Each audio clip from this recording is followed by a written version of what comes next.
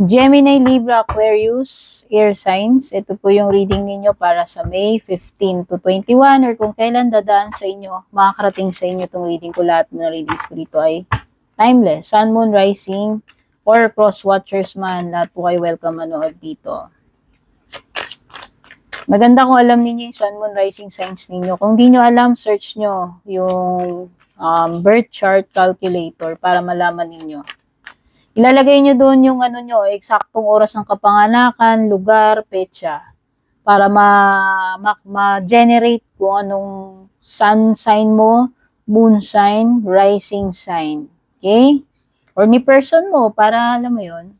Minsan kasi makaka-relate ka doon, mas nakaka-resonate ka doon sa moon sign reading mo, no? Depende. Okay? At maraming salamat pala sa inyong palaging pag-aabangers ng mga reading ko, pagbalik-balik para manood, patuloy na subaybay, suporta, love. Thank you sa lahat na nag-subscribe, follow. Huwag niyong kalimutan kung hindi pa po kayo naka-follow, subscribe. Yung mga nagla-like, nagko-comment, nag-share, nag-join na membership subscription. Kung gusto niyo maka-avail ng exclusive perks sa akin, mag-avail kayo or mag-subscribe kayo sa aking FB page. At kung gusto niyo ng private reading, dumiretso rin po kayo sa aking one and only official Purple Teen FB page, Meta Verified, may check sa dulo. Pag walang check sa dulo, hindi po ako yon. Okay? Maraming fake scammers na gumagaya sa akin sa iba't ibang platforms, kaya wag na wag kayong mag-entertain ng friend request sa kanila, chat, kasi hindi ko gagawin yun. Kaya pag may nag-chat, na God friend, hindi ako. Hindi ako yon, ha? Okay?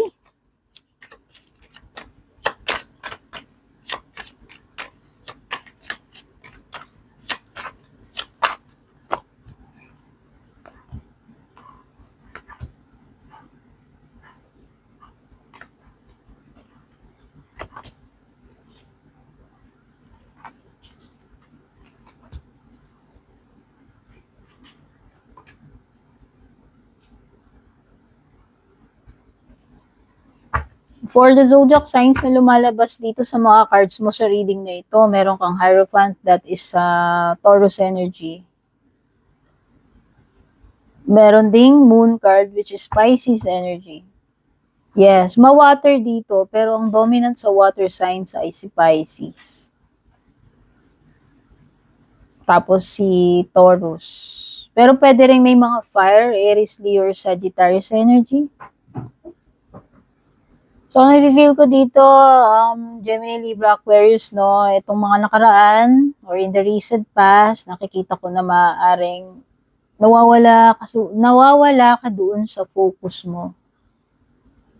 Yes. Nawawala ka sa focus. Yung energy mo, yung parang ang dali mong mag-give up, alam mo yun. Madali kang mapagod, ma-frustrate, ma-discourage. Parang ang dali-dali mong maburyong ba sa mga ginagawa mo or pagdating dito sa situation na to, kung ano man yan. Nakikita ko rin na pwedeng in the recent past, alam mo yun, parang yung energy mo na kung meron mga tao na hindi ka naiintindihan or ginajudge ka or may mga iniisip, sinasabi sila sa'yo, parang yung energy mo lang wala kang pake. Parang, or hindi ka obligado na i-explain yung sarili mo. Yun. Yun yung nafe-feel ko dito sa card na to. Parang ayaw mong mag-aksaya ng time ng energy mo para i-explain yung sarili mo. Bahala kayo dyan. I-judge nyo ako, isipin nyo yung gusto ninyo, sabihin nyo yung mga gusto nyo sabihin dyan. Kung nag-iimbento kayo ng kwento, bahala kayo.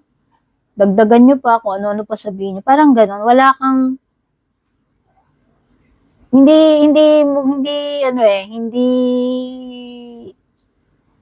ka para i-explain yung sarili mo. Yun yung naging energy mo dito in the recent past. So, pwede yan sa love life mo, pwede rin yan sa ibang tao. No?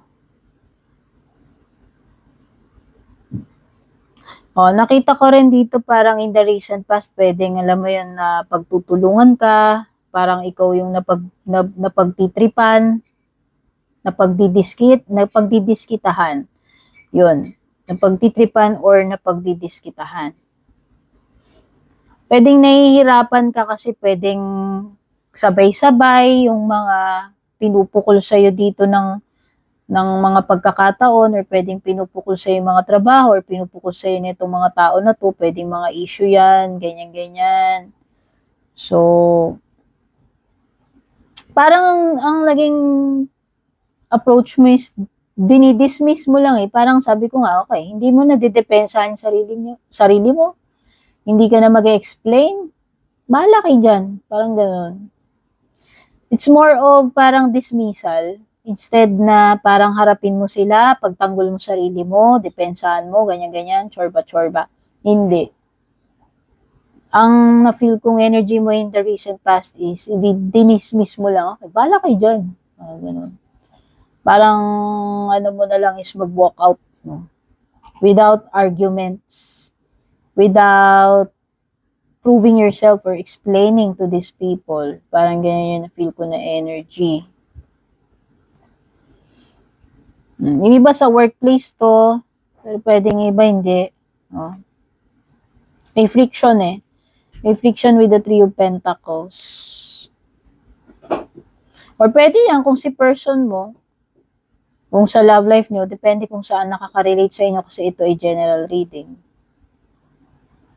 Kumbaga, kung hindi ka nila naiintindihan, parang ang naging mindset mo na lang or naging approach mo na lang, hindi nyo nga ako naiintindihan, explain ko pa.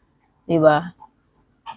Hindi ka para mag-explain dun sa mga taong ayaw maniwala or sarado isip or alam mo na hindi rin naman nila maiintindihan. Okay? So, yun yung naging energy mo dito in the recent past.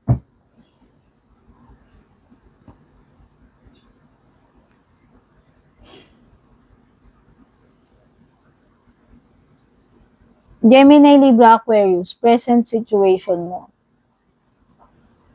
Ang nafe-feel ko dyan with the Hierophant, alam mo yun, pwedeng meron kang mga mistakes in the past na hanggang ngayon, supposed to be, dapat natutunan mo na yan, i-apply mo yung wisdom ng mga leksyon na yon, pero hanggang ngayon dito sa present mo, hindi mo pa rin yun ina-apply. Pwedeng iba sa inyo, hindi pa rin kayo natuto sa past, alam mo yun, kahit na alam mo na nga na nagkamali ka doon, parang dito sa present mo, pwedeng may tendency na eto na naman, inuulit mo na naman yan, alam mo na nga hindi nag-work. O, pwedeng maling person, maling relationship, or mga maling decision, action mo pagdating sa buhay mo, sa career mo, etc. No? So, yun yung nakikita ko dito sa present. Instead na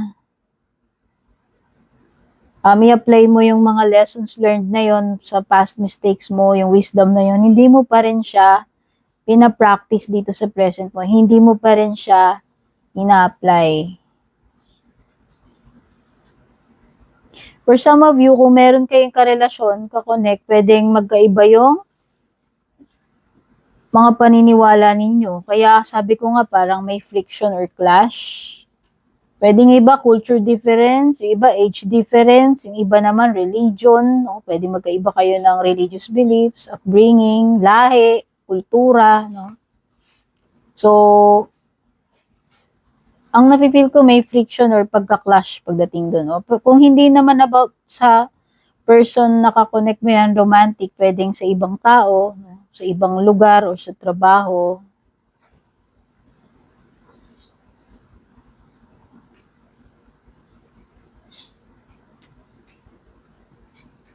In the near future, nakikita ko judgment card. This is accepting the call Gemini, Libra, Aquarius. Kaya kung ano yung mga bagay na hindi mo pa natututunan or hindi mo pa nare-realize, nakikita ko yan in the near future na matututunan mo rin yan eventually, unti-unti mo nang mauunawaan yan, unti-unti kang magkakaroon ng realization, awakening. no? Yung Judgment card panggising moment yan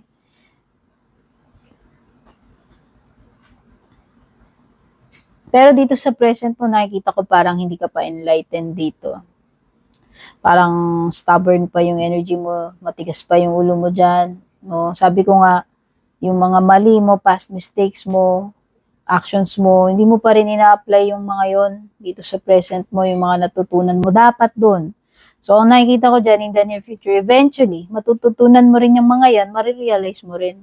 Makikita mo na rin kung saan yung mga dapat mong baguhin, saan ka nagkamali, no? Ano yung mga dapat mong tanggapin, ma-realize in the near future. Yun yung nakikita ko with the Judgment card.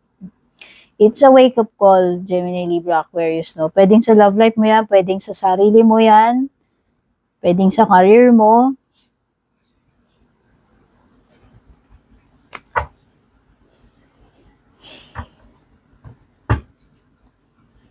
Meron dito something na malapit nang matapos, no, with the 10 of Wands. Okay, so nakikita ko kung napapagod ka na, nahihirapan ka na dyan, alam mo yon, parang iginagapang mo talaga to, eventually matatapos na rin ito this week, no? So, pwedeng mga bayarin yan, mga gawain, etc.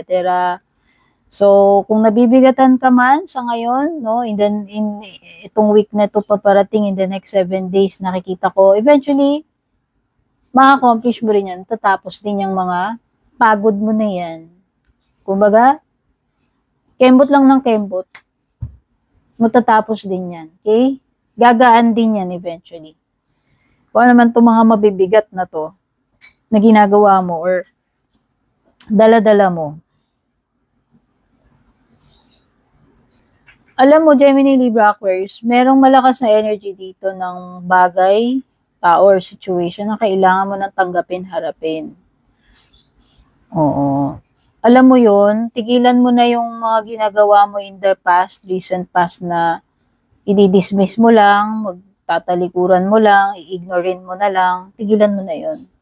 This time, with the Queen of Swords, kailangan mo na talagang harapin yan. Kaya ka nga sa near future, magkakaroon ka ng panggulat yung panggising Kasi nga, yung mga bagay na yun na you keep on dismissing, andun pa rin Hindi, kumbaga, kung problema yun, hindi mo nasosolve yung problem by avoiding, pagtalikod, pag-walk out, dismiss, hindi.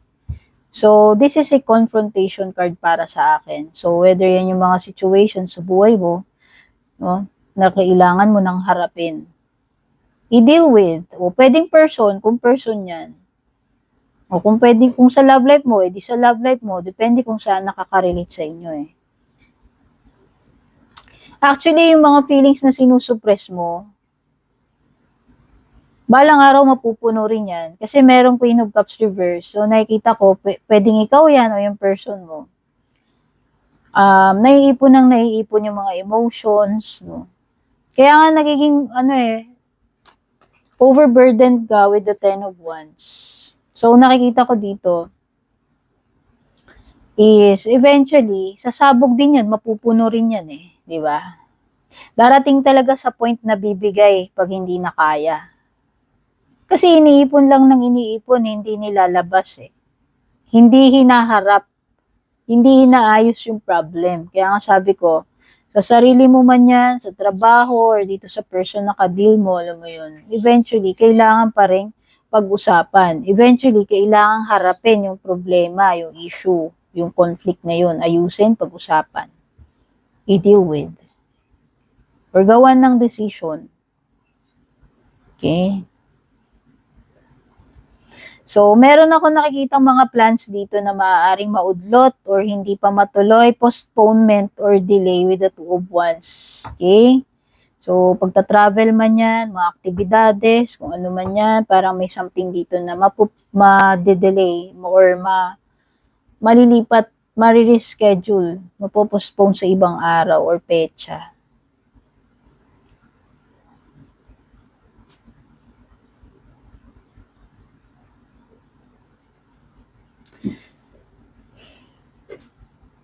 Sa love life,